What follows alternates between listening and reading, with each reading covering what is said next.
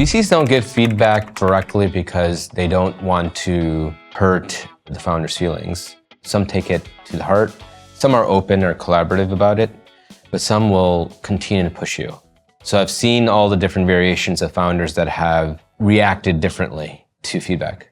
But I think typically VCs, they don't want to give feedback directly because of that, or, they may not understand the product. And so they will give a very vague answer and then move on. Yep. I think the not understanding the product is actually a pretty common reason, either because your pitch was really confusing or they don't have the expertise to understand your product. Either can happen. And if they don't understand your product, there's no way for them to give you meaningful feedback. The only thing you can do here is telling a simpler and more clear story to the VC. If the VC doesn't understand you for the other reason you mentioned, which is that if they're not in your domain of expertise, just move on and find someone else.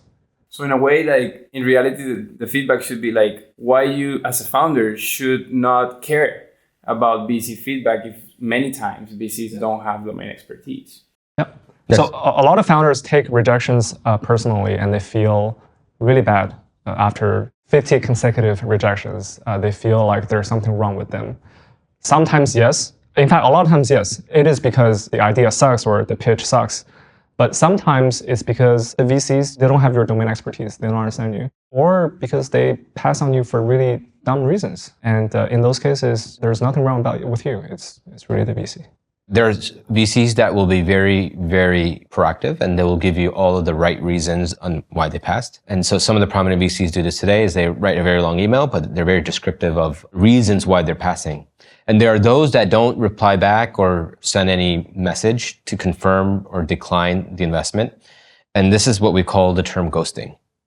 And this happens quite a bit. And it typically happens because, investors don't know how to be direct in terms of rejection, or they're waiting for others to socially confirm that they want to invest in the startup.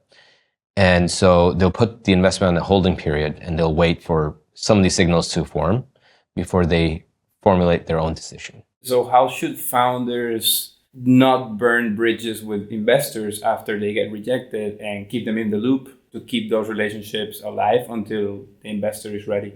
If you get rejected by a VC, I don't think there's any need to follow up and to try to convince them, because almost 100% of the time they will not be convinced. Just move on and try the next one. Thank them for their thoughtful message, if they give you a thoughtful message.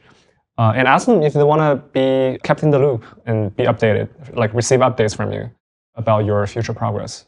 Sometimes this helps with building the relationship with the investor. And at some point down the road, they feel comfortable with you. Like VCs are inherently very much a relationship-based business. So once they get comfortable with you, once they know you, it might be easier to convert them through this strategy.